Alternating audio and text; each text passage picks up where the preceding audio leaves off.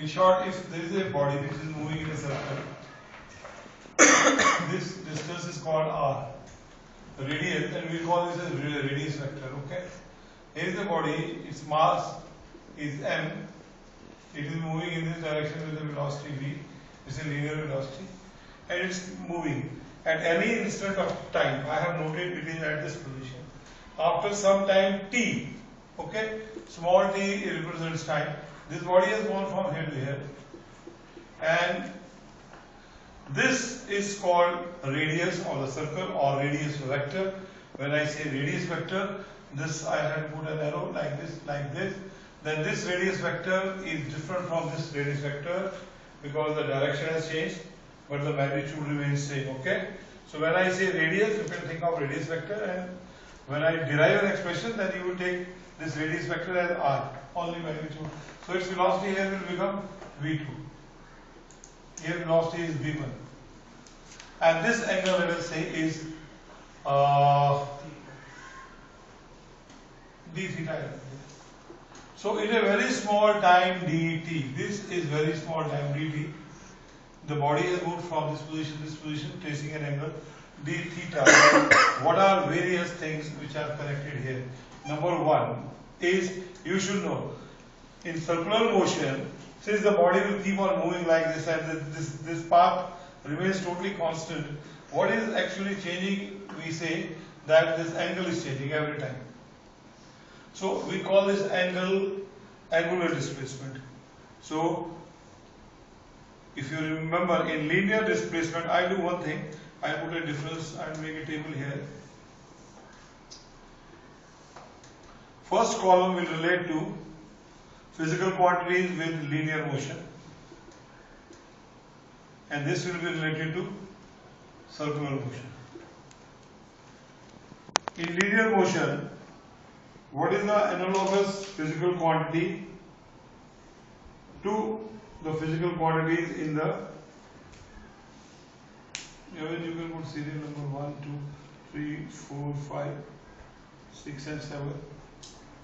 If I say x here is here, the displacement, that is the linear displacement, straight line, or even I can take x like this also, but that x will be varying at all positions.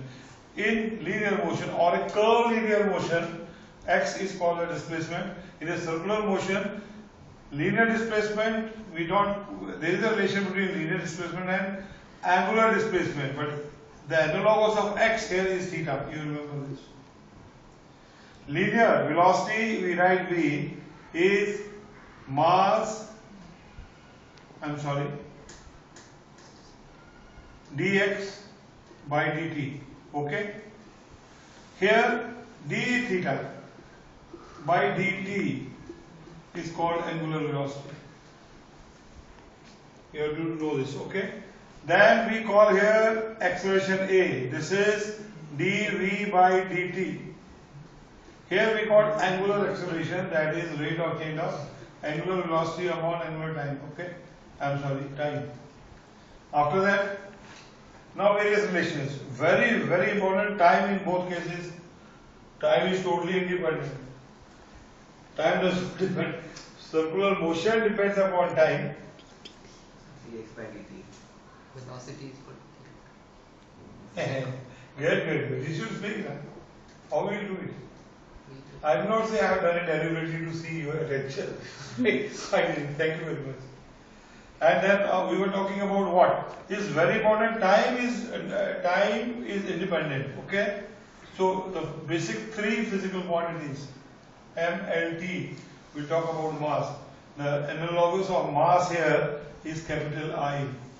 This is very important, which I have to discuss. What exactly moment of inertia is? Mass is a measure of inertia in a body. So the stone is lying there, it will keep on lying unless something acts on it, that is force. What makes it keep on lying here and here every time?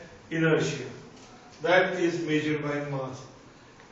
Suppose there is a fan, it's working, okay? If the lights go, it will not stop immediately. It will keep on moving because it has an inertia of remaining in the motion.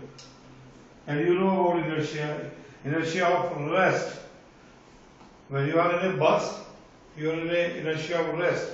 The bus starts, you fall backward because your body, the lower part which is in touch with the bus floor is in motion, the upper body due to inertia is in rest. So it moves, your feet move forward, body falls back. Inertia of rest. Inertia of motion. Same bus in which you are now standing stops.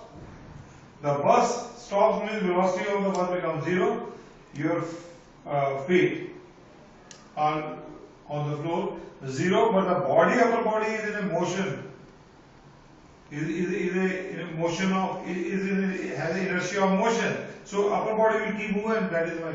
And they also say that you should never get down from a moving bus. What is the reason? When you are just trying to get from the moving bus, your body has got the same motion as the bus.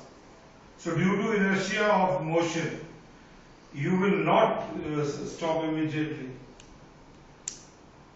And suppose nowadays life is very fast. I just want to see how many you can say. Suppose you have to get down from a moving bus.